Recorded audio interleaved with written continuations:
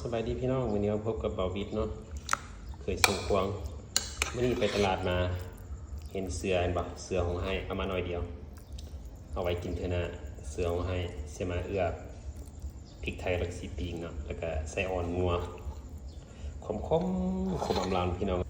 พริกไทยใส่เกลือไปหน่อยใส่เกลือไปหน่อยนึง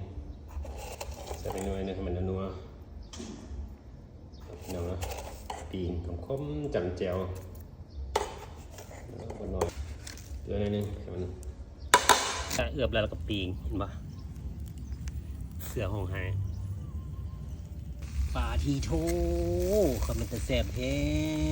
เนาะอันนี้กึบอยู่นี่อันนี้คมอำลำ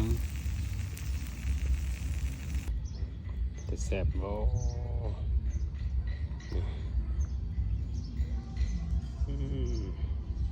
เดี๋ยวพี่น้องได้แล้วนี่ซอยเรียบร้อยละเสือของไฮกับปิงใส่อ่อนๆคมอำลำเนาะนี่อันนี้ผักหอม